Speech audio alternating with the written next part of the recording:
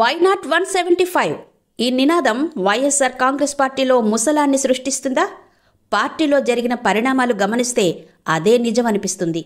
గెలుపు గుర్రాలకి సీట్లు కేటాయించాలని ఆ పార్టీ అధినేత సీఎం జగన్మోహన్ రెడ్డి ఇటీవల జరిగిన ఎమ్మెల్యేల వర్క్షాప్లో ప్రజాదరణ లేని నాయకులు స్వచ్ఛందంగా తప్పుకోవాలని సూచనప్రాయంగా తెలియజేశారు. అయితే కొంతమంది నాయకులు విని విననట్టు ఊరుకున్నప్పటికీ వేరే పార్టీ వైపు చూపులు చూస్తున్నారన్న ఆరోపణలు వినిపిస్తున్నాయి.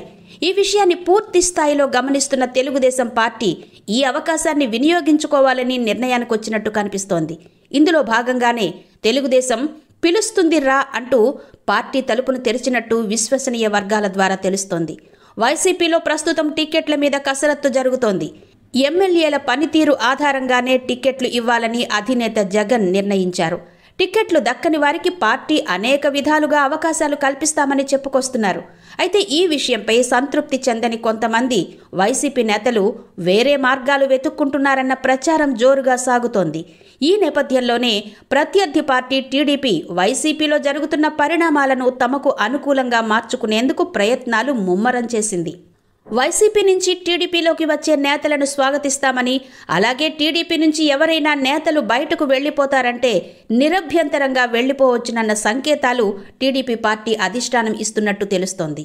దీనికి ప్రధాన కారణం ఈసారి ఎన్నికల్లో తెలుగుదేశం పార్టీ వైసీపీ కంటే ఎక్కువ స్థానాలు గెలుచుకుంటుందన్న ధీమా వారిలో కనిపిస్తుంది. దీనికి తోడు అభిమానుల ఫాలోయింగ్ ఉన్న జనసేన పార్టీ అధినేత అండదండలు కూడా తమకున్నాయని పార్టీ భావిస్తుంది. తెలుగుదేశం పార్టీలో స్తబ్దతగా ఉన్న నేతలను పక్కన పెట్టి ఆ స్థానంలో వైసీపీ నుంచి బయటకొచ్చి టీడీపీలో చేరిన వారికి అవకాశం కల్పించాలని తెలుగుదేశం పార్టీ అధిష్టానం భావిస్తోంది.